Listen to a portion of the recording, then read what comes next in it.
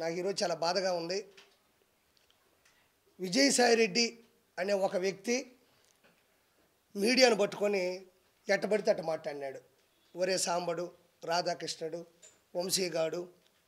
ఇక్కడ ఏంటంటే ఏ పార్టీకి సంబంధించిన మీడియాని మాత్రం దయచేసి అనుకోకూడదు. ఈ ఒక్క విషయంలో కరోనా అనేది ఒక ఊరికి రాలా, ఒక గ్రామానికి రాలా, ఒక ప్రాంతానికి రాలా, ఒక జిల్లాకి రాలా, ప్రపంచం మొత్తానికి వచ్చింది. వ్యాక్సిన్ వేసుకున్నారు, మాస్కులు ధరించారు. కాబట్టి సేమ్ ఈ విజయసాయిరెడ్డి అనే వ్యక్తి మాట్లాడిన మాటలు మీడియాకు సంబంధించిన ప్రతి ఒక్కరిని కూడా ఇబ్బంది పెట్టినటువంటి మాటలు. రే అనకూడదు. ఎందుకంటే ఒక్క విషయంలో నేను చాలా బాధగా చెప్తున్న మాట ఏంటంటే, ప్రెస్ వారికి నేను మనస్ఫూర్తిగా నా శిరస్సు వంచి క్షమాపణలు కోరుకుంటున్నాను. ఎందుకంటే నేను తప్పు చేయలేదు కదా. మరి విజయసాయిరెడ్డి తప్పు చేస్తే నేను ఎందుకు క్షమాపణలు కోరుకుంటున్నానంటే, ఆ అక్రమార్కుడు, ఆ అవినీతిపరుడు, ఆ ఉన్మాది, ఆ ఉగ్రవాది మా నెల్లూరుడే. మా నెల్లూరు జిల్లా నుంచి వచ్చాడు కాబట్టే మా నెల్లూరు జిల్లాలో మంచోళ్ళు ఉన్నారు, తెలివైన వాళ్ళు ఉన్నారు, స్వతంత్ర పోరాటంలో పాల్గొన్న వాళ్ళు ఉన్నారు, చాలామందికి సహాయం చేసిన వాళ్ళు ఉన్నారు. కాబట్టి ఈరోజు అతను సరాసరి ఒక మనిషితోనూ, ఒక సాధారణమైన వ్యక్తితో మాటలు మాట్లాడినట్టు నాకు అనిపించలే.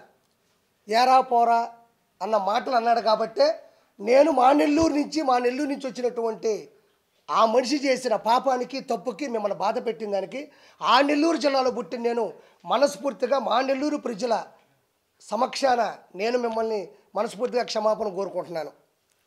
మేము ఇంకా చెప్పాలంటే ప్రెస్కున్న విలువ ఏంటి అంటే చాలా చిన్న చిత్తక విషయం కాదు. అది ఎంతమందికి తెలుసో తెలీదో నాకు తెలియదు, కానీ డెమోక్రసీ అంటే ప్రజాస్వామ్యంలో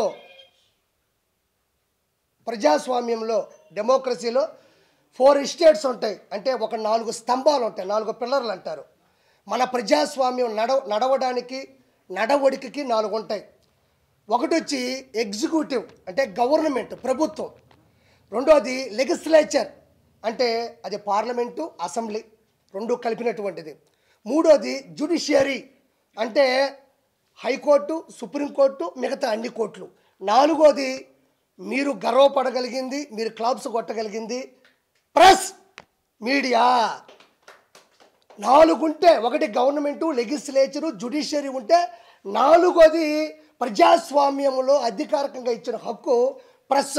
అది సోషల్ మీడియా కావచ్చు, ఎలక్ట్రానిక్ మీడియా కావచ్చు, లేకపోతే ప్రింటింగ్ మీడియా కావచ్చు, ఏ మీడియా అయినా కావచ్చు.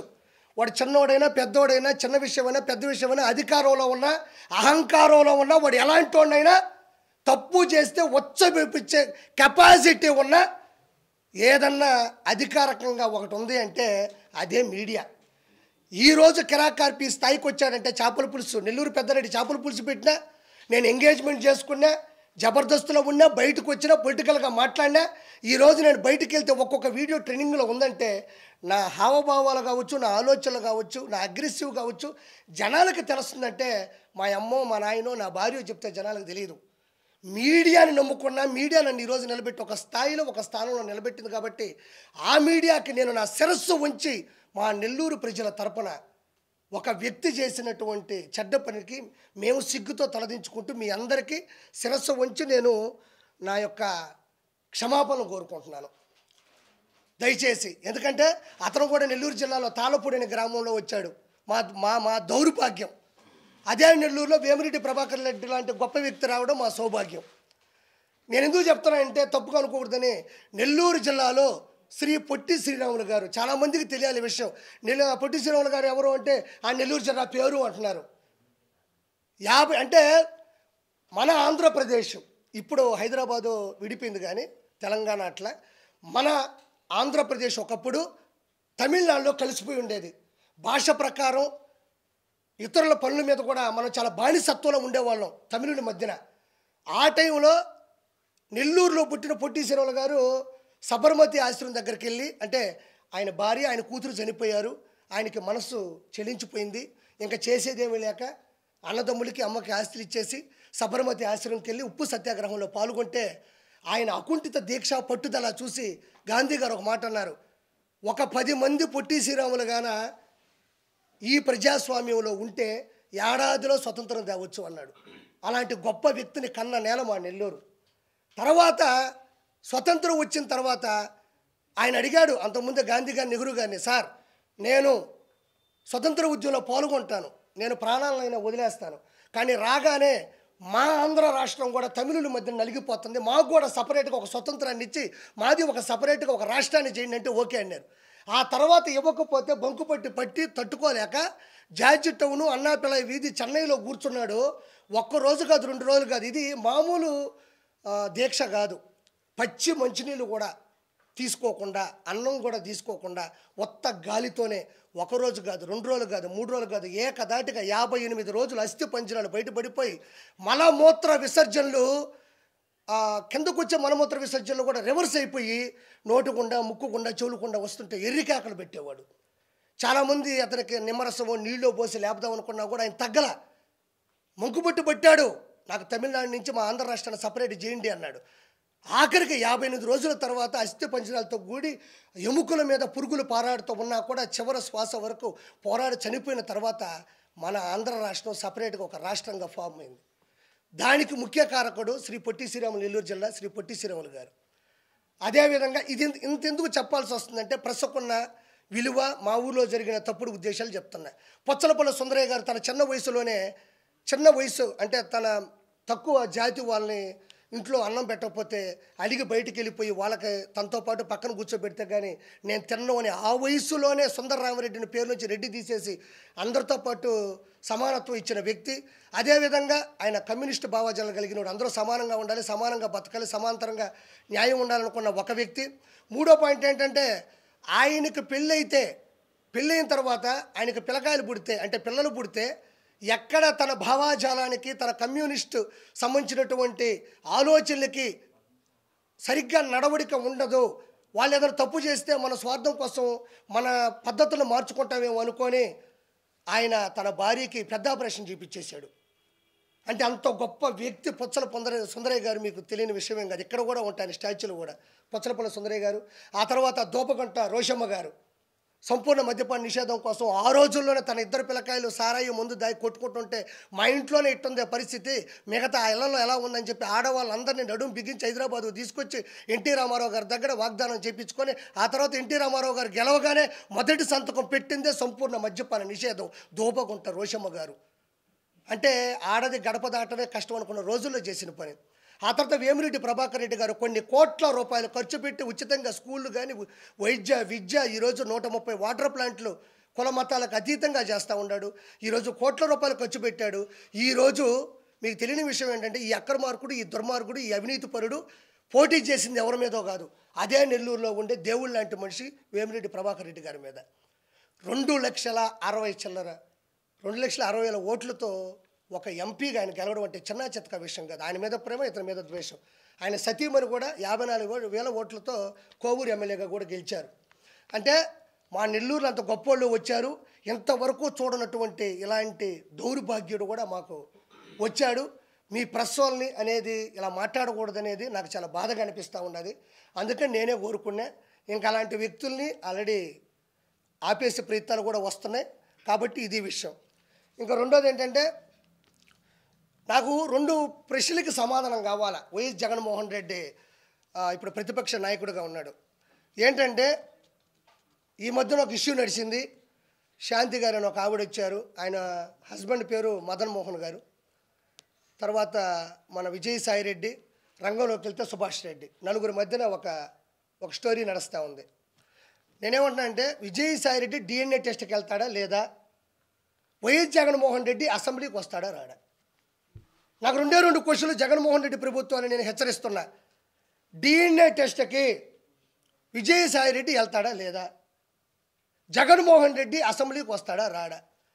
ఇప్పుడు ఒక నిమిషం అండి, మా ఇంట్లోనో లేదా పక్కింట్లోనో ఇంకో పక్కింట్లోనో లేదా ఇంకొక చోట ఏదో ఆడవాళ్ళతో ఒక సమస్య జరిగింది, ఒక వ్యక్తి వచ్చాడు, ఇలా జరిగింది, విజయసాయి రెడ్డి అనే వ్యక్తి నా భార్య నాతో అనిందండి శాంతి గారు, ఏమనిందంటే ఆయనకి పిల్లలు లేరు కావాలని ఏదో ఒక ఇష్యూ నడిచింది. అది మళ్ళీ ప్రత్యేకించి చెప్పి ఆడవాళ్ళ విలువను కానీ ఆడవాళ్ళ గురించి తప్పుగా మాట్లాడడం, చిత్రీకరించడం నాకు నచ్చట్లే. అది జనాలకు తెలుసు కాబట్టి నేను ఒక చిన్న ఇంప్లిమెంట్ చేసి చెప్పేశాను అంతే. ఇప్పుడు ఏమంటున్నారంటే జనాలు ప్రజల చేత, ప్రజల కొరకు, ప్రజల యొక్క ఉన్నటువంటి ఈ రాజ్యాంగబద్ధంలో ఒక వ్యక్తి ఒక ఎంపీగా మెంబర్ ఆఫ్ పార్లమెంటు రాజ్యసభ సభ్యుడిగా ఢిల్లీలో ఉన్నాడు. ఎక్కడ? మన ఆంధ్రప్రదేశ్లో ఎన్నుకోబడినటువంటి ఒక రాజ్యసభ సభ్యుడు ఢిల్లీకి వెళ్ళినప్పుడు వాళ్ళు ప్రశ్నిస్తారు, మేము నీకు ఓట్లేసి గెలిపించాం కదా, నువ్వు మంచోడు అనుకున్నాం కదా, ఆ అమ్మాయి వచ్చి ఇప్పుడు ఒక అలిగేషన్ పెట్టింది, వాళ్ళ హస్బెండ్ వచ్చేసి ఆవిడ నాతో అనింది, కాబట్టి నువ్వు దీనికి సమాధానం చెప్తావా లేదని అడుగుతున్నారు. నేను కాదు అడిగేది, ప్రజలు అడుగుతారు. ఆంధ్రప్రదేశ్లో 175 నియోజకవర్గాలు ఉన్నాయి, 25 ఎంపీలు ఉన్నాయి, మీకు తెలియదేం కాదు. వాళ్ళందరూ కూడా ప్రజలు ఈరోజు నిలదీస్తున్నారు, నిందిస్తున్నారు. ఏమని? విజయ్ ఏమంటాడంటే దానికి ఒక చిన్న మాట చెప్తాడు. ఏం మాట చెప్తాడంటే, ఆ అమ్మాయే చెప్పింది, ఆయన వయసు ఎంత, నా వయసు ఎంత, నీ వయసు ఎంత, నా వయసు ఎంత అనేది డిఎన్ఏ టెస్టా? నేను ఇప్పుడు తప్పే చేయను, నా పేరు విజయసాయి రెడ్డి అని గట్టిగా అరిస్తే అది డిఎన్ఏ టెస్ట్ అవుతుందా? వెంకటేశ్వర సన్నిధిలో వచ్చిన ప్రమాణం చేస్తా అంటాడు, ఇది డిఎన్ఏ టెస్ట్ అవుతుందా? మరి అలా అనుకుంటే ఈరోజు సివిల్ కేసులు ఉన్నాయి, క్రైమ్ కేసులు ఉన్నాయి, రకరకాల హత్యాకాండ కేసులు ఉన్నాయి, 302 సెక్షన్ ప్రకారం ఉన్నారు, జీవిత ఖైదు అనిపించే వాళ్ళు ఉన్నారు. వాళ్ళందరూ కూడా ఇదే మాట చెప్తారు, మా అమ్మ మీద ఒట్టేసి చెప్తున్నాను, మా నాయన మీద ఒట్టేసి చెప్తున్నాను, మా అమ్మని అడగని నేను ఎంత మంచోడ్నో, మా ఊరోళ్ళని అడగని ఎంత మంచోడ్నో. ఈ మాటలు అనేటివి ప్రజా పరిపాలనలో సరిపోతాయా? ఈ మాటలు గట్టిగా అరిచినంత మాత్రానో నేను ఎలాంటి వాడినో మీకు తెలియదు అనే మాటలు తాత్కాలికం, ఏదో సరదాగా విని ఊగుట్టి వదిలేసేటి తప్ప వీటికంటూ కొన్ని టెస్టులు ఉంటాయి. డిఎన్ఏ టెస్ట్ ఉంటుంది. ఆ డిఎన్ఏ టెస్ట్లో ఒక ఇంటర్వ్యూకి ఇచ్చేస్తే ఒక 10-15 నిమిషాలు ఒక రోజు చూసి ఆ జీన్స్ కరెక్ట్గా ఉందా లేదా ఏంది అనేది ఒకటి చెప్పేస్తారు. ఇవన్నీ ఎందుకు? తప్పే ఉంది. ఒక ప్రభుత్వం ముందుకెళ్ళేటప్పుడు 4 అలిగేషన్స్ వస్తాయి, నలుగురు మన మీద అరుస్తూ ఉంటారు. ప్రజాస్వామ్యంలో ప్రజల చేత ఎన్నుకోబడ్డ వాళ్ళం కాబట్టి, మనం ఢిల్లీ వరకు వెళ్ళినటువంటి రాజ్యసభ సభ్యుడు కాబట్టి, ప్రజలకి నమ్మించాల్సిన అవసరం మనకుంది కాబట్టి, నోరు మూసుకొని మనం ఏం చేయాలంటే డిఎన్ఏ టెస్ట్కి అధికారికంగా ఏదో ప్రైవేటు బద్దీకరణ అవసరం లేదు, కోర్టు ద్వారానో లేకపోతే ఒక గవర్నమెంట్ అధికారంగా ఇచ్చే డిఎన్ఏ టెస్ట్గా ప్రజల సమక్షంలో లోపలికి వెళ్తావు వస్తావు, వాళ్ళు చెప్తారు. అన్నీ మీకు తెలియదా? ఈరోజు అసెంబ్లీలోకి వెళ్తే గెలిచిన ప్రతి శాసనసభ్యుడు ప్రమాణ స్వీకారం చేస్తాడు, ఇది చట్టబద్ధం. క్యాబినెట్ మినిస్టర్లు చేస్తారు చట్టబద్ధం, సీఎం చేస్తారు చట్టబద్ధం, డిప్యూటీ సీఎం, అలానే ప్రతిదానికి ఒక చట్టం ఉంటుంది. కాబట్టి ఇవన్నీ వేస్ట్ మాటలు. అతను ఒకటే అంటున్నాడు, ఏమంటున్నాడంటే, సార్ నాకు డైవర్స్ ఇవ్వలేదు, నాకు ఇచ్చిన డైవర్స్ కరెక్ట్ కాదు, నాకు డైవర్స్ ఇవ్వలేదు, నాకు డైవర్స్ ఇచ్చేసని చెప్పి పేపర్లో నకిలీ చూపిస్తుంది. 2021-22లో పుట్టినరోజు జరిగినప్పుడు కూడా కేకు మీద మా ఇద్దరు పేర్లు రాసున్నారు. అంటే నేను విడిపోయినప్పుడు, నేను బయటకు వచ్చేసినప్పుడు నా మీద ప్రేమ ఎక్కడి నుంచి వస్తుంది అని మాస్కులు వేసుకోకుండా కేక్ కట్ చేసేటప్పుడు కూడా ఒక వీడియో వచ్చింది. అంటే ఇవన్నీ కూడా ఎవరికైనా అర్థమైపోతుంది ఇది కరెక్ట్ అని. ఎందుకంటే ఒక భర్త వచ్చేసి 2 ఆడపిల్లకాయలు పెట్టుకొని భార్యని నిలదీసి బయట పెడితే పరువు పోదా? ఇప్పుడు 2 పిల్లకాయలు ఆడపిల్లలే కదా, వయసుకు వస్తున్నారు. కాబట్టి ఖచ్చితంగా విజయసాయి రెడ్డి అనే వ్యక్తి 100% ఆల్రెడీ నిందితుడు. ఆల్రెడీ కొత్తగా నిందించాల్సిన అవసరం లేదు. ఆల్రెడీ విజయసాయి రెడ్డి అనే వ్యక్తి A2గా ఉన్నాడు, అక్యూజ్డ్ 2. ఎవరే పర్లేదు, వాడి పెట్టి మళ్ళీ దాన్ని ఎత్తుక్కోలేదు, ఇప్పుడు వచ్చిందో లేదని ప్రింట్. ఓకే, డన్, సరదాగా. ఇప్పుడు నేను ఒకటి అంటున్నా, ఆల్రెడీ A2 ఇతను ఆల్రెడీ పోయి చెప్పకూడదు తిన్నాడు, సెంట్రల్ జైల్లో చెప్పకూడదు తినేసి వచ్చినాడు. అలాంటి వ్యక్తి ఇది చేసుంటాడని ఎవరైనా నమ్ముతారు. కాబట్టి డిఎన్ఏ టెస్ట్కి ఖచ్చితంగా అటెండ్ అవ్వాలి. డిఎన్ఏ టెస్ట్కి విజయసాయి రెడ్డి ఇప్పుడు కూడా పెట్టాడు ఒకటి, నాకు ఏ మహిళతోనూ అక్రమ సంబంధాలు లేవు. ఇప్పుడు పెట్టాడు, ఒకసారి చూసుకోండి. ఇందాక ట్వీట్ చేసినట్టున్నాడు మన ప్రభు, చూసుకోండి. తనకు ఏ పరాయి మహిళతోనూ అక్రమ సంబంధాలు లేవని విజయసాయి రెడ్డి తెలిపారు. వెంకటేశ్వర సన్నిధిలో వెంకటేశ్వర నాశనం చేసిందే వీళ్ళు, వెంకటేశ్వర కొండని నాశనం చేసిందే ఈ వైఎస్ఆర్సీపీ ప్రభుత్వం. మళ్ళీ వెంకటేశ్వర సన్నిధికి వెళ్తాడంట. వెంకటేశ్వరని భయపెట్టిందే వీళ్ళు, వెంకటేశ్వర కొండని కూల్చిందే వీళ్ళు మళ్ళీ వెంకటేశ్వర సన్నిధికి వెళ్తారంట. ఎందుకంటే ఎగిస్తంటే 11 వచ్చినాయి, ఈసారి కానీ పోయినాడంటే మళ్ళీ ఎగిస్తాంటాడు. తర్వాత వచ్చి అమ్మాయి నాకు కూతురుతో సమానం అన్నాడు. ఇవన్నీ వేస్ట్ మాటలు. నేను కూడా చెప్తా, మాటలు చెప్తే అవ్వవు, పనులు కావాలా. ఎవరో ఒక ఇంట్లో జరుగుంటే వాళ్ళు పడతారు, కోర్టుకు వెళ్తారు, ప్రపంచానికి తెలిసేది కాదు. ఈయన రాజ్యాంగబద్ధంగా ఇప్పుడు చేయాలా. ఇంకోటి, విజయసాయి రెడ్డి ఇంత పెద్ద పొరపాటు చేసి ఇంత పెద్ద అలిగేషన్ జరుగుతుంటే, వైఎస్ఆర్సీపీకి ఇంత పెద్ద డ్యామేజ్ జరుగుతుంటే జగన్మోహన్ రెడ్డి ఆడున్నాడు. జగన్మోహన్ రెడ్డి దీని గురించి ఎందుకు మాట్లాడడం లేదు? ప్రెస్ గురించి అంత రేపో గీ అని మాట్లాడుతూ ఉంటే ఏమండి అది పెద్ద తప్పు అండి, మీరు తప్పు చేశారు, ప్రెస్ వాళ్ళకి క్షమాపణ చెప్పాలని కూడా ఏ మాట అతను అనలేదు. అంటే ఆ ఉన్మాది ఇంకా మారలేదు. ఇంకోటి కూడా నేను చాలా గట్టిగా చెప్తున్నా, విజయసాయి రెడ్డి ఖచ్చితంగా ప్రెస్కి కంపల్సరీ క్షమాపణ చెప్పి తీరాల. దీని మీద ప్రెస్ వాళ్ళు కానీ మీరు మీ యూనిటీ కూడా చాలా గట్టిగా ఉంటుంది. పిఆర్ వాళ్ళ సమక్షంలో కానీ మీరు చేసే పద్ధతి కానీ మీరు నిలదీస్తారు. అదే మీకే సమస్య వచ్చినప్పుడు మీరు చెప్తూ కొట్టినంత సమాధానం ఇవ్వకపోతే ఇది ప్రతి ఒక్కరికి ప్రెస్ అనేది చులకనయ్యే అవకాశం 100% ఉంది. నేను దయచేసి ప్రెస్ సమక్షంలో ప్రెస్ ముందు మాట్లాడుతున్నా, దయచేసి విజయసాయి రెడ్డి అనే ఒక ఏటు, ఒక దొంగ, ఒక అవినీతిపరుడు, ఒక అక్రమార్కుడు ఆంధ్ర రాష్ట్రాన్ని సమూలంగా నాశనం చేయడంలో కంకణం కట్టుకున్న విజయసాయి రెడ్డి, లక్షల కోట్లు అడ్డగోలుగా సంపాదించిన విజయసాయి రెడ్డి ప్రెస్కి 100% ఇక్కడ ఒక పార్టీ ప్రెస్ కాదు, ఓవరాల్గా చూస్తే ప్రెస్ ఇది. ఈ మీ మనోభావాలు చాలా వరకు దెబ్బతిన్నాయి కూడా. దయచేసి అతని దగ్గర క్షమాపణ చెప్పించేంత వరకు మీరు గట్టిగా ఉండాలని మనస్ఫూర్తిగా నేను మీ తరపున కోరుకుంటున్నా.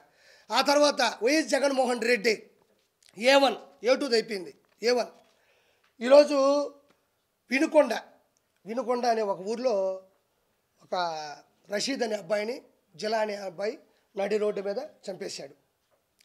చంపేసిన తర్వాత వెంటనే మన గురువు గారు మంచి కాన్వా వేసుకొని జబర్దస్త్గా గబగబా వచ్చేసాడు. గబగబా వచ్చాడు, ఆడికి వెళ్ళినాడు, లోపలికి వెళ్ళినాడు. జగన్మోహన్ రెడ్డి వచ్చాడు, దిగాడు, లోపలికి వెళ్ళాడు, బయటకు వచ్చి ప్రెస్ పెట్టాడు. ఏడవరకే మనం మాట్లాడదాం, కథ అంతా తేలిపోద్ది. జగన్మోహన్ రెడ్డి వచ్చేటప్పుడు ఆయన కాన్వాయ్లో ఉండే ఒక బండి బాగాలేదంట, కావాలనే దిగి ఇంకో బండి ఎక్కడం. అంటే నన్ను సరిగ్గా చూసుకోవడం లేదు, నన్ను పట్టించుకోవడం లేదు, నన్ను వీళ్ళు చంపేద్దాము ట్రై చేస్తున్నారు. అదే బండి చంద్రబాబు నాయుడు గారు 2014 నుంచి 2019 ఉన్న, 19 నుంచి 24 ఉన్న, ప్రతిపక్ష హోదాలో ఉన్న అందరూ వాడినట్టు బుల్లెట్ ప్రూఫ్ కారే అది. మనం గెలవాలా. ఇప్పుడు ప్రతిపక్ష హోదా కావాలన్నా 18 సీట్లు కావాలా. మనం అలాంటి కాన్వాయ్ కావాలన్నా మనం గెలవాలా. మనం గెలవకుండా మనకు కావాలా అంటే కుదరదేడా. ఐఏఎస్ ఉంటుంది, ఐపీఎస్ ఉంటుంది, ఇక్కడ ఎమ్మెల్సీ ఉంటుంది, లేకపోతే మన ఎమ్మెల్యే ఉంటుంది, మెంబర్ ఆఫ్ లెజిస్లేటివ్ అసెంబ్లీ ఉంటుంది, లేదా మెంబర్ ఆఫ్ లెజిస్లేటివ్ కౌన్సిల్ ఉంటుంది. దానికి తేడా ఉంటుంది. మనం గెలవడంలోనో, ప్రజల చేత ఎన్నుకోబోవడంలోనో, మన మెజారిటీ వల్ల మనకు వచ్చేటువంటి స్థాయి ఉంటుంది తప్ప మనం గబగబా దిగేసి ప్రాంక్ వీడియోస్ చేస్తారు చూడు, గబగబా ఈ బండి దిగి ఆ బండి ఎక్కినంత మాత్రాన జగన్మోహన్ రెడ్డి చెప్తున్నా, నీకు ఎవడు కొత్త బండి ఎవడు, ప్రభుత్వం ఏదైతే నియమిస్తుందో ఆ బండే ఇస్తారు నీకు. ఒకటో పాయింట్, దాన్ని జనాల ముందు ఫోకస్ చేయడం. నన్ను అంటే ప్రజలు ఒక చోట ఉంటే మనోడు ఉడికెత్తిపోతాడు. ప్రజలు ఒక చోట ఉన్నాడంటే ఉడికెత్తిపోతాడు ఆ ఉన్మాది. ఎట్ట ఉడికెత్తిపోతాడంటే వాళ్ళ ముందు చేయాలి. అంటే వాళ్ళ ముందు చేస్తే కదా, అమ్మో జగన్మోహన్ రెడ్డికి బండి తీసేసి ఆ బండి ఇచ్చారు, ఆ బండిలో చంపేస్తారేమో అందుకని ఇంకో బండి ఎక్కాడు అనేది అక్కడ చిత్రీకరించడానికి ట్రై చేశాడు. ఇది ఒకటో పాయింట్, జనాలు తెలుసుకోవాలా. రెండో పాయింట్, వచ్చిన తర్వాత ఏం చేశాడు, బండి డోర్ తీసి చక్కగా నోరు ఓపెన్ చేసి ఇలా పెట్టి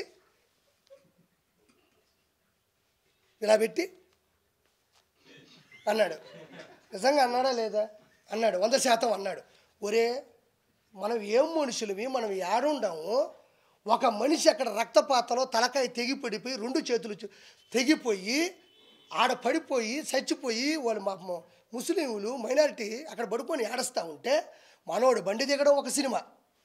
4 పార్ట్లు చెప్తున్నా ఈ సినిమాలో నేను. మొదటి పార్ట్ బండి దిగే ఒక పార్ట్, రెండో పార్ట్ డోర్ ఇట తీసి ఇట్ట పెట్టి చేతులు ఇట్ట పెడతాడు, మళ్ళీ ఈ 2 ఇట్ట గొవ్వగా ఇట్ట పెట్టి ఇట్ట పెడతాడు. ఆడ మనిషి చచ్చిపోయి ఉన్నాడు. ఎవరన్నా అడ్డొచ్చినప్పుడు నువ్వు ప్రజాస్వామ్యంలో ఒకసారి సీఎం అయినోడు, చీఫ్ మినిస్టర్ ఆఫ్ ఆంధ్రప్రదేశ్ అయినోడివి, 5 సంవత్సరాలు పరిపాలించినోడివి, అక్కడ అంత పెద్ద విపత్తు జరిగినప్పుడు వాళ్ళ అమ్మ నాయన అక్కడ కూర్చొని ఏడుస్తుంటే నిజంగా నువ్వు మనిషి అయి ఉంటే, నిజంగా జగన్మోహన్ రెడ్డి నిజంగా మనిషి అయి ఉంటే ఫస్ట్ నువ్వే కదా డోర్ తీసింది, నీకు కూడా పోలీస్ సెక్యూరిటీ ఉంటుంది కదా, నీ బండి మీద అడ్డంగా ఎవడిచ్చి పడిపోతాడు? నువ్వు కావాలనే డోర్ తీయడం, కావాలనే బండి తీయడం, దాని మీద జనాలు పెట్టడం, నా రేంజ్ ఇది కాదు అని చెప్పడం. ఇది ఎప్పుడు చెప్పాలబ్బా? ఏదైనా క్యాంపెయిన్ జరిగేటప్పుడు ఎలక్షన్స్ ముందు రోజో లేకపోతే ఒక శుభకార్యానికి వెళ్ళేటప్పుడు లేకపోతే ప్రజల కోసం వెళ్ళి మాట్లాడేటప్పుడు సభలకు వెళ్ళేటప్పుడు చేస్తారు. మనిషి చనిపోయి విపత్తుతో ఉన్నప్పుడు చేస్తారా? అక్కడ కూడా ప్రమోషనే. ఇది నాస్తాయి, ఇది నాస్తాయి, ఇది నాస్తాయి. రెండో సినిమా అయిపోయింది. దాన్ని సాక్షి పేపర్లు ఏం పెట్టారు తెలుసా? జగన్కి క్రేజ్ ఏమాత్రం తగ్గలేదు. వినుకొండలో విపత్తు, జగన్ హాజరు. ఇది 9వ 10వ ఈ తమ్నైలు. జగన్ క్రేజు ఏమాత్రం తగ్గలేదు. ఎవడైనా మనిషి అన్నాడు, మృగజాతి పుట్టాడు తప్ప ఇదిగా తప్ప ఎవరైనా మనిషి అన్నాడు విపత్తులో వినుకొండలో ఒక సంచలనం జరిగితే జగన్ క్రేజు ఏమాత్రం తగ్గలేదు అని ఎక్కడైనా ఏ పేపర్లోనే వేస్తారా, ఏ టీవీలోనే వేస్తారా? ఒకసారి యూట్యూబ్లో తొంగి చూడండి ఒకసారి. అది ఎంతవరకు సమంజసం? ఇందుకు గత అతను ఓడిపోయింది, ఇందుకు గత అతను 11 సీట్లు వచ్చింది. ఇంకొకటి మూడో సినిమా లోపల పోయాడు, లోపల డ్యాన్స్ వేస్తుంది, లోపల గుండెకాయ కొట్టుకుంటుంది. జగనన్న జగనన్న జనమంతా నీ వెంటే. జగన్ ఉంటే ఆడిపోయినారు. జనమంతా నీ అంటుంటే 11 సీట్లు ఎందుకు వచ్చినాయి నీకు? ఆడ కూర్చున్నాడు. ఆడ కూర్చోకొని వాళ్ళందరినీ పెట్టుకొని మైండ్ చెడిపింది ఆ మనిషికి. పెట్టుకొని ఇంకా స్టార్ట్ చేశాడు. ఏం కాదమ్మా, నీ కొడుకుకి న్యాయం జరుగుతుంది. నేను ప్రతిపక్ష హోదా లేకపోయినా ప్రతిపక్ష నాయకుడిగా ఉన్నాను, నేను పోరాడతాను, నేను నిలదీస్తాను. నీ బిడ్డ పోవడం నాకు బాధగా ఉంది. ఆడిపోయి అమ్మ ఒడమ్మా మనిషి 15,000 అన్నాడమ్మా, ఒకరికి 15, ఇద్దరికి 30 చెప్తారా? వాళ్ళకి అర్థం కాదు, నోరు తెరుచుకొని చూస్తూ ఉన్నారు. అతను కూడా ఏమన్నా ఏడుస్తాడేమో, అతను కూడా ఏడిస్తే మనం కూడా పైన పడిపోయి ఏడద్దాం. బాధ ఉండట్లేదు ఎవరికైనా, బాధ ఉండట్లేదు ఎవరికైనా. మనం కూడా అమ్మ నాయన చచ్చిపోయినప్పుడు తట్టకని ఎవరిని వస్తే పైన పడి ఏడ్చేస్తాం. వాళ్ళంత బాధ తప్ప హృదయంతో ఉంటే ఇతను పోయి మనిషికి 15,000, ఇంకోడికి 30-45,000 అన్న వాళ్ళు బెత్తరపోయి చూస్తున్నారు. ఈయన్ని ఏడెందుకు చెప్తున్నాడు అంటే అతనికి ఎక్కడ ఏం మాట్లాడాలో తెలియనంత మనస్తాపానికి గురైపోయినాడు. మనస్సు చెలించిపోయింది. ఒక సైకో అయిపోయినాడు. అతను ఎర్రగడ్డ మెంటల్ హాస్పిటల్లో చేర్పించడంలో ఎటువంటి సందేహం లేదు. DNA టెస్ట్ తర్వాత జగన్మోహన్ రెడ్డి మానసిక టెస్ట్ కూడా చేయాలా, ఇది 100% అయిపోయింది. అక్కడికి పోయి ఎవరైనా అమ్మఒడి గురించి మాట్లాడతారా? దాని తర్వాత బయటకు వచ్చాడమ్మా. బయటకు వచ్చినప్పటి నుంచి వణకుతున్నాడు ఆ మనిషి. ఎందుకంటే అక్కడ ఉండేది ఒక సాక్షి మాత్రమే కాదు కదా, 100-150 ఛానళ్ళు ఉన్నాయి. ఎవరు ఏం అడుగుతారో ఏది అడిగితే మనం సమాజం చెప్పండి టకటక పెట్టేశాడు అంతే. ఇంకా టకటక 1 by 1 వెళ్తున్నాడు. ఇది తప్పు. కళ్ళు మూసు కళ్ళు తెరిస్తే మన ప్రభుత్వం వచ్చేస్తుంది. రాష్ట్రపతి పాలన కావాలా, ఈవీఎం ట్యాంపరింగ్లు, ఫస్ట్ ప్రత్యేక హోదా కావాలా, తర్వాత ప్రతిపక్ష హోదా కావాలా, తర్వాత ఈవీఎం ట్యాంపరింగ్లు, ఆ తర్వాత కళ్ళు మూసి కళ్ళు తెరిస్తే 5 సంవత్సరాలు అయిపోతాయి. ఆ తర్వాత రాష్ట్రపతి పాలన కావాలా. పెట్టుకున్నాడు, చదువుకుంటూ వెళ్తా ఉన్నాడు. పాపం ఎవరో ఒక వ్యక్తి వచ్చి మధ్యలో సార్ అన్నాడు, నువ్వు ఆంధ్రజ్యోతి అన్నాడు. సార్ అంటే మొహం చూసిన తర్వాత కింద చూస్తే కదా ఆంధ్రజ్యోతి ఏదో తెలుస్తుంది. గబక్కడి ఇది ఆంధ్రజ్యోతి అని అతని మీద సీరియస్ అయిపోయినాడు. ఎందుకు సీరియస్ అయిపోయినాడు?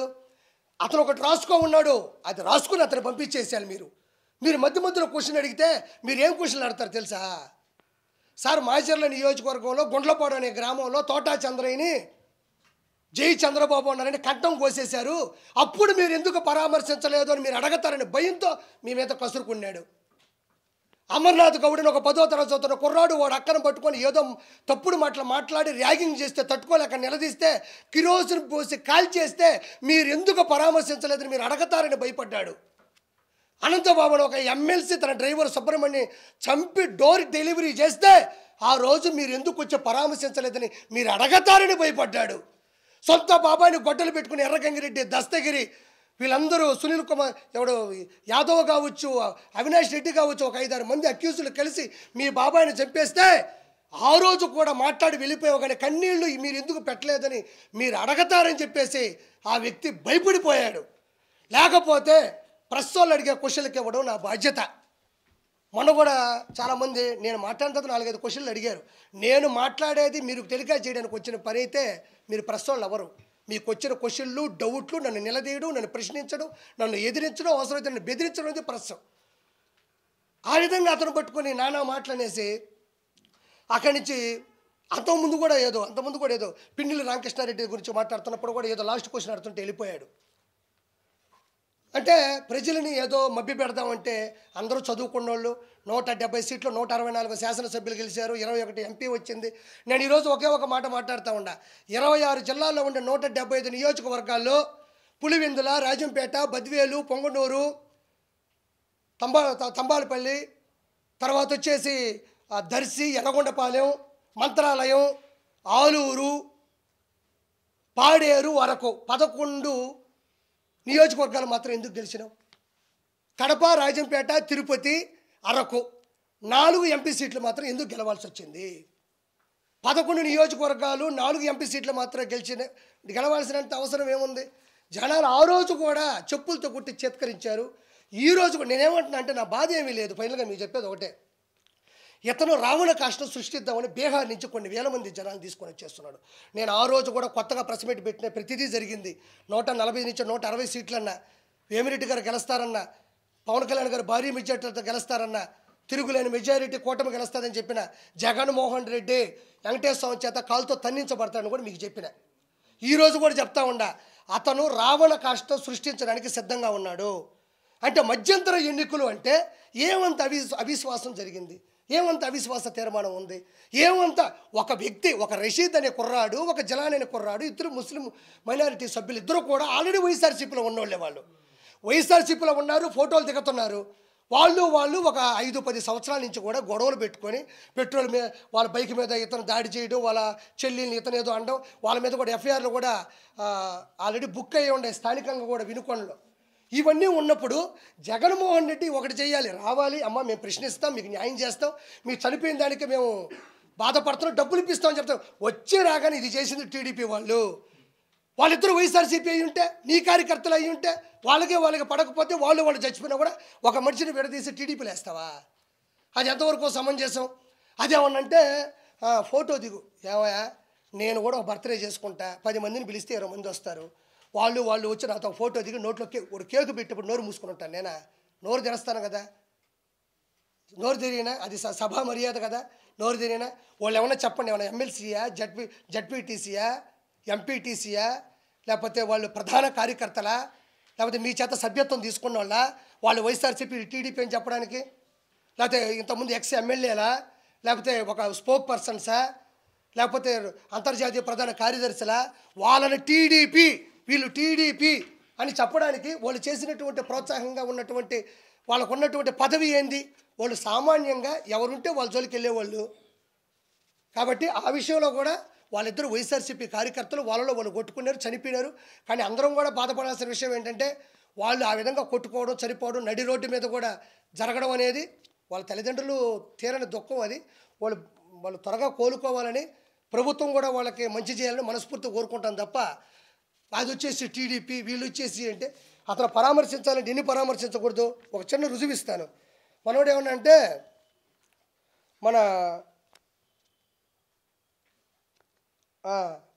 మనం ఏమన్నా అంటే అక్కడ కేకు తినిపిస్తూ ఉన్నాడు, అక్కడ లోకల్ ఎమ్మెల్యే అనుకుంటా, ఎమ్మెల్యేనో ఎవరు ఓ ఫంక్షన్కి వెళ్ళినప్పుడు కేకు తినిపిస్తూ ఉన్నాడు. ఆ కేకు తినిపించాడంటే ఇది ఏమిటిది అన్నాడు, గుర్తుందా? ఏమిటిది అన్నాడు అంటే కేకు తినిపిస్తున్నప్పుడు వాళ్ళ మనుషులే కదా అన్నాడు. ఈరోజు చూడండి, ఇతను వచ్చి సునీల్ కుమార్ యాదవ్, ఇది బాగా చూడండి ఒకసారి.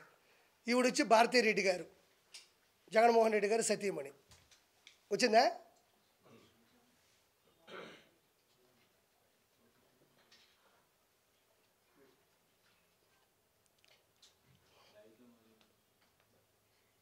ఓకేనా? అంటే ఈ సునీల్ కుమార్ యాదవ్ అనే వ్యక్తి ఎర్రగంగిరెడ్డి, దస్తగిరి, భాస్కర్ రెడ్డి, తర్వాత అవినాష్ రెడ్డితో పాటు మన వివేకానంద రెడ్డి గారిని చంపిన కేసులో ప్రధాన నిందితుడు. ఆల్రెడీ అతని మీద కేసు ఫైల్ ఉంది, ఎప్పుడు జైలుకి వెళ్తారో తెలియదు. ఈ సునీల్ కుమార్ యాదవ్ అనే వ్యక్తి, ఓకేనా, ఈ సునీల్ కుమార్ యాదవ్ అనే వ్యక్తి భారతీ రెడ్డి గారితో ఫోటో దిగున్నాడు. ఇదే సునీల్ కుమార్ యాదవ్ అనే వ్యక్తి అవినాష్ రెడ్డితో కూడా ఫోటో దిగున్నాడు. మీరు కావాలంటే ఫేస్బుక్లోకి వెళ్ళి చూసుకోండి. అంటే ఈ సునీల్ కుమార్ యాదవ్ అనే వ్యక్తి వైఎస్ వివేకానంద రెడ్డి గారి హత్యలో ప్రధాన నిందితుడిగా ఉంటే ఇప్పుడు ఈ మర్డర్ చేయించింది జగన్మోహన్ రెడ్డి గారి సతీమణి. ఆ సినిమాలు చెప్తారు, పోకిరి సినిమాలో నేను అమితాబ్ బచ్చన్తో తీసుకున్న ఫోటో ఉంది, సచిన్ గారితో తీసుకున్న ఫోటో ఉంది. నాకు వాళ్ళకి ఏ సంబంధం ఉండదు, కానీ వాళ్ళకే నాకు ఈ సంబంధం లేదని తెలియడానికి 30 సంవత్సరాలు పడుతుంది. అప్పటికి నేను ఆ కేసు ఎట్టనో కొట్టిస్తేస్తాన్న పరిస్థితి తప్ప, ఆ సునీల్ కుమార్ యాదవ్ భారతిరెడ్డి గారితో ఫోటో దిగున్నాడు, అవినాష్ రెడ్డి గారితో ఫోటో దిగున్నాడు. అంటే ఫోటోలు దిగితే అది ప్రథమ సాక్ష్యమా? ఫోటో అనేది ఏముందండి, ఒక ఒక ఒక పిక్చర్. అది వాళ్ళందరూ కూర్చొని మందు తాగుతూ వాడిని వేసేరు అన్న ఏమన్నా వీడియో ఉందా, లేకపోతే ఏమన్నా ఆడియో ఉందా? లేదు కదా. కాబట్టి నేను చెప్పేది ఏంటంటే, నేను ఒకటే కోరుకుంటున్నా, ఏదో రాష్ట్రపతి పరిపాలన కావాలా, నేను ఢిల్లీలోకి వచ్చి మాట్లాడతాను. నేను ఒక మాట్లాడుతూ ఉన్నా, ఎవరైనా చచ్చిపోతే బెంగళూరు ప్యాలెస్లో కూర్చొని మందు హక్కుంటా, బెంగళూరు ప్యాలెస్లో కూర్చొని మంచి ఓటకా వేసుకుంటా తాగతా, ఎవరైతే చచ్చిపోతే చెప్పండి, శభం శభం అని పెడితే చెప్పండి, కార్లు వేసుకొని వచ్చేస్తా, అక్కడ మాట్లాడేస్తా అంటున్నాడు జగన్మోహన్ రెడ్డి. నీకు దమ్ముంటే, నువ్వు నిజంగా వైఎస్ఆర్సీపీ అధ్యక్షుడు అయితే, నువ్వు నిజంగా మనిషివి అయితే, నీకు దమ్ముంటే అసెంబ్లీకి వచ్చి మాట్లాడు. ఎవరన్నా చనిపోతేనో, ఎవరన్నా బాధలో ఉంటేనో అక్కడికి వెళ్ళి చనిపోయినోడేమో వైఎస్ఆర్సీపీ, చంపినోడేమో టీడీపీ అని మాటం కాదు. జగన్మోహన్ రెడ్డికి కలేజా ఉంటే, దమ్ముంటే, ఒంటరిగా గెలిచాను, ఒంటరిగా పోరాడాను, ముగ్గురు వచ్చి నా మీద పడ్డారు అంటున్నాడు కదా. నీకు దమ్ముంటే అసెంబ్లీకి వచ్చి మాట్లాడు. నీ దమ్మేంటో, నీ ధైర్యం ఏంటో అసెంబ్లీలో తేలిపోతుంది. ఎందుకు అసెంబ్లీ నుంచి తప్పించుకుంటున్నావు? నిన్ను ఎవరన్నా కొట్టారా, ఎవరన్నా తిట్టారా? నిలదీస్తారు. ఆ రోజు చంద్రబాబు నాయుడు గారు సత్యమణి భువనేశ్వర్ గారిని పట్టుకొని మీ వంశీ మాట్లాడుతూ ఉంటే చక్కగా నవ్వుకోలేదా? జగన్మోహన్ రెడ్డి భువనేశ్వర్ గారిని పట్టుకొని నిండు సభలో అసెంబ్లీ సాక్షిగా వల్లభనేని వంశీ ఒక అతి పెద్ద తప్పుడు మాట మాట్లాడినప్పుడు అందరూ ఖండించారు. వైఎస్ఆర్సీపీలో ఉన్న సామాన్య మనుషులు కూడా ఖండించారు కాబట్టి 11 సీట్లు వచ్చినాయి. నువ్వు ఈరోజు దేనికి భయపడుతున్నావు? వాళ్ళు నీలాగా మీ ఇంట్లో ఆడవాళ్ళని అనరు. 100% మాటిస్తున్నా జగన్మోహన్ రెడ్డి, మీ ఇంట్లో ఉండే ఆడవాళ్ళు కానీ, మీ ఇంట్లో ఉండే పెద్ద మనుషులు కానీ, ఈ కూటమి సభ్యులు ప్రముఖంగా చంద్రబాబు నాయుడు గారు కానీ, మంగళగిరి ఎమ్మెల్యే అయినటువంటి ఐటీ మంత్రి అయినటువంటి ఎవరైతే ఉన్నారో లోకేష్ గారు కానీ, డిప్యూటీ సీఎం పవన్ కళ్యాణ్ గారు కానీ, ఆడవాళ్ళ గురించి అయితే 100% నిండు సభలో తప్పుగా మాట్లాడరు. ప్రజలు ఆయనకి 40% ఓట్లేసి అంటున్నారు. 40% ఓటు నీకేసినప్పుడు, 40% ఓటు నీకేసినప్పుడు ఆ ప్రజల తరపున అసెంబ్లీకి వచ్చి పోరాడకుండా పులివెందులో గెలిచావు, రాజంపేటలో గెలిచారు, అరకులో గెలిచారు, పాడేరులో గెలిచారు, దర్శిలో గెలిచారు, ఎర్రగొండపల్లిలో గెలిచారు, పొంగనూరులో గెలిచారు, తంబాలపల్లిలో గెలిచారు, మంత్రాల్లో గెలిచారు, ఆలూరులో గెలిచారు. ఈ 11 మంది అసెంబ్లీకి వెళ్ళకుండా పోతే మిమ్మల్ని గెలిపించిన మనుషులు ఏమవ్వాలని ఈరోజు నేను ప్రశ్నిస్తున్నా. 11 మంది కాదయా, ఒక్కరు గెలుస్తారు. ఆ ఒక్కడైనా అసెంబ్లీకి పోయి వాళ్ళ సమస్యలు అక్కడ చెప్పడానికే కదా అసెంబ్లీ ఉంది. మెంబర్ ఆఫ్ లెజిస్లేటివ్ అసెంబ్లీ వీళ్ళందరూ ఎందుకున్నారు? శాసనకర్తలు ఎందుకున్నారు? శాసనసభ్యులు ఎందుకున్నారు? అంటే నువ్వు పోకపోగా 10 మందిని చెడగొట్టి వాళ్ళు ఎంతో కష్టపడి వాళ్ళని నమ్మి 11 నియోజకవర్గాల్లో ఓట్లేసి గెలిచారు. వాళ్ళు ఆ 11 నియోజకవర్గాల్లో ఉండే జనాలు ఈరోజు నమ్ముకున్నారు ఆ 11 మందిని. వాళ్ళు అసెంబ్లీకి పోకపోతే నిన్ను నమ్ముకొని వస్తే ఆ 11 నియోజకవర్గాలు ఏమవ్వాలని ఈరోజు జగన్మోహన్ రెడ్డిని నేను ప్రశ్నిస్తున్నా. నీకు దమ్ముంటే, నీకు ధైర్యం ఉంటే, నీకు కలేజా ఉంటే, నేను ఒక్కనే వచ్చానంటున్నావు కదా, నీకు దమ్ముంటే అసెంబ్లీకి రా. నువ్వు అసెంబ్లీకి రా. నేను మాటిస్తున్నా నా పార్టీ నుంచి. నువ్వు భువనేశ్వర్ గారు అన్నట్టు, రాయపాటి అరుణ గారిని అన్నట్టు, అదేవిధంగా పాపం ఉండవల్లి అనుష గారిని అన్నట్టు, మంగళపూడి అనిత గారిని అన్నట్టు దయచేసి మా ప్రభుత్వం అనదు. మాకు సంస్కారం ఉంది. మేము ఏ రోజు ఆడవాళ్ళ గురించి అసభ్యంగా మాట్లాడాలి, అసభ్యంగా చిత్రీకరించలేదు. నీ భయం ఏంటంటే మీ ఆడవాళ్ళ జోలికి రాము. ఒకటే మందల రాజకీయంలో నువ్వేం తప్పు చేసావు, నువ్వేమో అంటే ఎంత అజ్ఞానంగా ప్రవర్తించావో, ఎంత దారుణాలు చేసావో వాళ్ళు ప్రశ్నిస్తారు. నువ్వు కూడా వచ్చి ప్రశ్నించు. మన 7,000 రూపాయలు పాపం మనందరికి కూడా పింఛన్లు ఇవ్వడం జరిగింది. ఇప్పుడు చెప్పారు మనిషి 15,000 రూపాయలు అన్నారు. వచ్చాగవా జగన్మోహన్ రెడ్డికి? షుగర్ ఏ లెవెల్లో ఉందో నాకు అర్థం కావడంలే. జస్ట్ నెల 10-15 రోజులైందమ్మా. మొన్నే పాపం 14-15 లక్షల కోట్ల రూపాయలు అప్పు పెట్టి ప్రజాధనాన్ని ప్రజలకు చాలామంది తెలియదన్నా, ఈ భూమి మీద పుట్టిన ప్రతి ఒక్కడికి భూమి మీద ఒక హక్కు ఉంటుంది. కొండలు ప్రకృతి వనరులే. ఋషికొండ దేవుడి సన్నిధితో సమానం. సప్త ఋషుల పైన యాగాలు చేశారంట. తిరుమల కొండ నాశనం చేశాడు. ఒక కొండ లేదు, ఒక ఇసుక లేదు. ఈరోజు రోడ్లు మీకు వేయలేదని మీరు ఫీల్ అవుతున్నారు. రోడ్లు వేసేసారని సంతకాలు పెట్టేవాళ్ళు ఎప్పుడు వేల కోట్లు లక్షల కోట్లు డబ్బులు తీసేసుకున్నారు. మీరు ఏ అభివృద్ధి జరగలేదని ఫీల్ అవుతున్నారో జనాలు, ఆ అభివృద్ధి జరిగిపోయినట్టు అందులో సంబంధించినటువంటి అధికారుల చేత సంతకాలు పెట్టి ఆ డబ్బుల్ని పంచేసుకున్నారు. కొన్ని లక్షల, ఒక్క విజయసాయి రెడ్డి దగ్గర 5 లక్షల కోట్ల రూపాయల డబ్బులు ఉంది. కాదు అంటే నేను తప్పు చేశానంటే నా మీద కేసు పెట్టమను. నేను మొన్న కూడా చెప్పా, రోజా దగ్గర 3,000 కోట్ల రూపాయలు ఉంది అని చెప్పాను. నేను ఉంది. ఎన్ని ఇసుక, ఎంత దౌర్జన్యాలు, ఎన్ని దందాలు, ఎన్ని రిజిస్ట్రేషన్లు, ఎన్ని కానుకలు. ఈరోజు 5 లక్షల కోట్ల రూపాయలు బ్లాక్ మనీ ఒక విజయసాయి రెడ్డి దగ్గర ఉంది. విజయసాయి రెడ్డి ఎవరండి? ఒక చార్టెడ్ అకౌంట్. అంతేనా? ఒక చార్టెడ్ అకౌంట్. ఎక్కడి నుంచి వచ్చింది ఈ పదవి? కేవలం ఇతని లెక్కలన్నీ అతని దగ్గర ఉన్నాయి, అతని లెక్కలన్నీ ఇతని దగ్గర ఉన్నాయి. అతని లెక్కని ఇతను తేల్చేస్తాడంటే కుదరదు. కాబట్టి మనోడికి డైరెక్ట్గా ప్రత్యక్ష రాజకీయాలు గెలవలేడు. కాబట్టి ఏదో నామినేటెడ్ పోస్ట్ ఇవ్వాలి కాబట్టి మెంబర్ ఆఫ్ పార్లమెంటు, ఎగువ సభ, రాజ్యసభ ఇవ్వడం జరిగింది. అంటే నేను ఒకటే చెప్తున్నా, ఈరోజు పోలవరం అవ్వాలి అంటే 1 లక్ష కోట్లు కావాలంటే ఈ 1,00,000 కోట్లు నేను చెప్పిన 10 మంది దగ్గరే ఉంది. ఒకడేమో అంటాడు నాకు పోలవరం అర్థం కాలేదు అంటాడు, పోలవరం జనాలకు అర్థం కాదంటాడు. ఎందుకు అని అడిగితే నాకు అర్థం కాలేదంటాడు. ఒరే నాయన, మేము జబర్దస్తులో ఈ జోకులు ఎన్నో వేసాం. మేము జబర్దస్తులో ఇలాంటి జోకులు కొన్ని కోట్లు వేసాం, 16 రేటింగ్ చూసాం. ఈరోజు ఈ స్థానం ఉందన్నా, ఇంకోటి ఉందన్నా, మాకు జబర్దస్తే. నేనే కాదనలేదే. నేను వాదించింది సంస్థ మీద, జబర్దస్త్ షో మీద కాదు. మేము ఇలాంటి జోకులు జబర్దస్తులు ఎన్నో వేసేసాం. ఒకడంటాడు ఐటీ పరిశ్రమలు తీసుకురాలేదంటే నేను ఫారిన్కి వెళ్తే నాకు చలి తగులుతుంది, నాకు పెదాలన్నీ పగిలిపోతాయని ఒకడంటాడు, అదొక జోకు. ఒకడేమో పోలవరం అనేది ఎవరికి అర్థం కాదు, ఎందుకంటే నాకు అర్థం కాదంట. అంటే ఏంది ఇది? ఒక జల వనరుల అభివృద్ధి శాఖ మంత్రి, ఒక ఇరిగేషన్ డిపార్ట్మెంట్ మినిస్ట్రీ ఇస్తే ఈ విధంగా మాట్లాడతారా? ఏముంది అక్కడ పోలవరం అర్థం కాకపోవడానికి? కృష్ణా అనేది గోదావరి అనుసంధానం కలపగలిగిందే పోలవరం అంటారు.